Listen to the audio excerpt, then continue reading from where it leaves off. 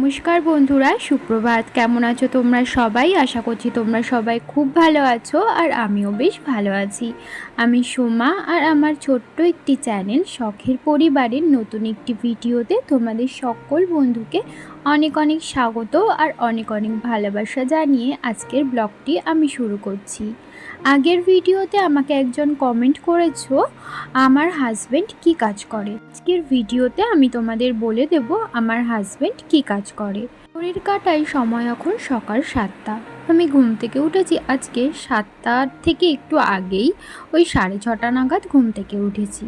ঘুম থেকে ওঠার পর নিজে ফ্রেশ হলাম, তারপর বাসি ঘরটা ঝাড় দিয়ে ওপরে গিয়ে কিছু এঁটো বাসন ছিল সেগুলো মাজলাম, তারপর সিঁড়ি ঝাড় দিয়ে এখন কিন্তু উঠানটা ঝাড় দিচ্ছি। উঠানটা ঝাড় দিতে দিতে মনে হলো যে তোমাদের সাথে এখন থেকেই আমি ভিডিওটা শুরু করে দিই, কারণ তোমাদের সাথে না সকালের রুটিনটা আমার শেয়ারই করা হয় না। সকালের টাইমটা এতটাই তাড়াহুড়োর মধ্যে থাকি, তো সেই কারণে তো বাসি কাজকর্ম সেরে চলে গেছিলাম সোজা স্নান করতে। আর স্নান করে কিন্তু আমি চলেও এসেছি। স্নান করার আগে কিছু জামা কাপড় কেচে কুচে দিয়েছিলাম রোজকার দিনের মতো, সেগুলোই এখন মেলে দিচ্ছি। জানো তো, কালকে সারা রাত বৃষ্টি হয়েছে। আজকে সকালবেলা ঘুম থেকে উঠে দেখছি একদম বৃষ্টি পড়েই যাচ্ছে, এখনও বাইরে একদম টিপটিপ করে বৃষ্টি পড়ছিল। জানি না আজকে সারাটা দিন কি যাবে, তো সেই কারণে বাইরে আর জামা কাপড় মেললাম না, একেবারে ভেতরেই মেলে দিলাম জামা কাপড়গুলো। বর্ষাকালে না এই জামা কাপড় শুকানো নিয়ে এই একটা অসুবিধা। পাতলা পাতলা জামা কাপড়গুলো যদিও বা ফ্যানের হাওয়াতে শুকিয়ে যায়, কিন্তু মোটা যেই জামা কাপড়গুলো থাকে না, যেমন ধর আমার হাজব্যান্ডের জিন্সের প্যান্ট, তারপর আমার ছেলের মোটা মোটা কিছু গেঞ্জির প্যান্ট আছে, সেগুলো না ফ্যানের তলায় দিলে ভালো মতো শোকায় না। ওগুলো একটু হালকা রোদে না দিলে একদমই শোকাতে চায় না। যে জামা কাপড় মেলে দিয়ে আমি চলে গেছিলাম পুজো দিতে। পুজো করে আমি চলে এসেছি, তারপর নিজের জন্য বানিয়ে নিয়েছিলাম একটু চা আর বিস্কুট খেয়ে নিলাম, কারণ এখন ওই 10টা মতো বেজে গেছে আর আমার এখনও পর্যন্ত কিছুই খাওয়া হয়েছিল না, তাই প্রচণ্ড খিদেও পেয়ে গেছিলো। তাই একটু চা বিস্কুট খেয়ে নিলাম। আর শাশুড়ি মা এদিকে রান্না বসিয়েছেন। এখানে রুই মাছ এনেছিল বাজার থেকে আর এনেছিল কুচে মাছ। আমার শ্বশুরমশাইকে তো জ্যান্ত মাছ খেতে বলেছে, তো সেই কারণে আর কি ওনার জন্যই জ্যান্ত মাছ রান্না করা হচ্ছে। আর কুচে মাছ না আমি আমার শাশুড়ি মা কেউই খাই না, তো আমার হাজবেন্ড আর আমার শ্বশুরমশাই খাবে, সেই কারণে আলাদা আলাদাভাবে 2 রকমের মাছের ঝোল রান্না করা হবে। ওদিকে শাশুড়ি মা রান্না বান্না করছিলেন আর এদিকে ঘড়িতে 11টাও বেজে গেছিলো, তাই আমি চলে গেছিলাম ছেলেকে স্কুল থেকে বাড়ি আনতে। আর ছেলেকে স্কুল থেকে বাড়িতে এনে ওকে ফ্রেশ করাতে করাতে শাশুড়ি মার এদিকে রান্নাবান্নাও কমপ্লিট হয়ে গেছিলো। তারপরে কিছু বাসনকোসন ছিল রান্নাবান্নার পর, সেগুলোই আমি মেজে ধুয়ে রেখে আসলাম। আর রান্নাঘর ওদিকে পরিষ্কার পরিচ্ছন্ন করে রেখে আসলাম। নিচে এসে দেখলাম 12টা এখনও বাজিনি, আর ছেলেকে না এখন ওই 12টা 12:30টার দিকে স্নান করায়। তো ভাবলাম যে একটু বাদেই ওকে স্নান করাবো, তার আগে এই জামা কাপড় কটা ভাঁজ করে রাখি। এই জামা কাপড়গুলো কালকে রাত্রেই ভেবেছিলাম ভাঁজ করে রাখবো, কিন্তু কালকে রাত্রে আর ভালো লাগছিল না বলে ভাঁজ করিনি। সেই জামা কাপড়গুলো নিয়েই এখন বসে পড়েছি ভাঁজ করবার জন্য। জি ব্যানার্জি, তুমি আমার আগের ভিডিওতে কমেন্ট করেছো আপনার হাজব্যান্ড কি কাজ করেন আন্টি। আমি এই কোশ্চেনটার উত্তর আগেও দিয়েছি।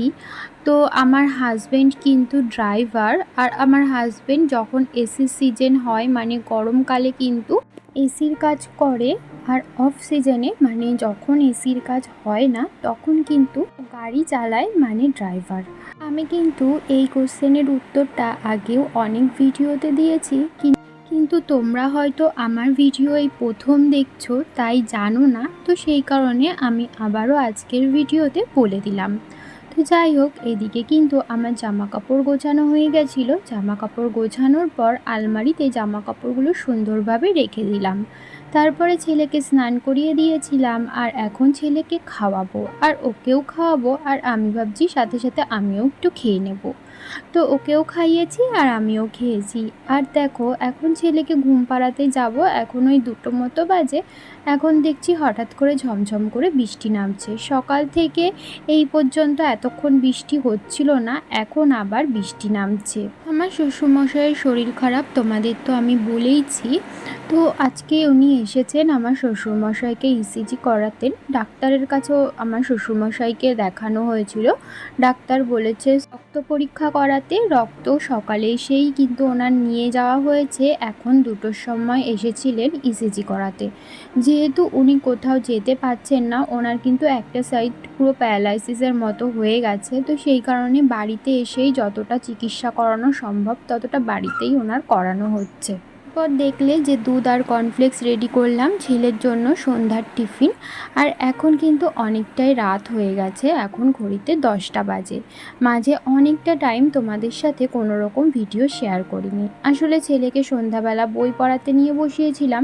তারপর আজকে রাত্রে রান্না সেরকম কিছু করতে হয়নি। ওই দুপুরের তরকারি যা ছিল সমস্তটাই গরম করে আমি আর আমার হাজব্যান্ড খেয়ে নিয়েছি। আর শাশুড়ি মা আর শ্বশুরমশাই খেয়েছেন রুটি, আর আমার ছেলেকেও আমি 2টো রুটি দুধ দিয়ে খাইয়ে দিয়েছিলাম। সন্ধ্যার পর থেকে কোনো রকম ভিডিও তোমাদের সাথে আমি শেয়ার করিনি। এখন ঘড়িতে বাজে ওই 10টা। এখন আমি করে নিচ্ছি রাতের বিছানা। রাত্রে ঘুমাতে যাওয়ার আগে এই কাজগুলো কিন্তু আমি অবশ্যই করে রেখে তারপরই রোজ দিন ঘুমাতে যাই।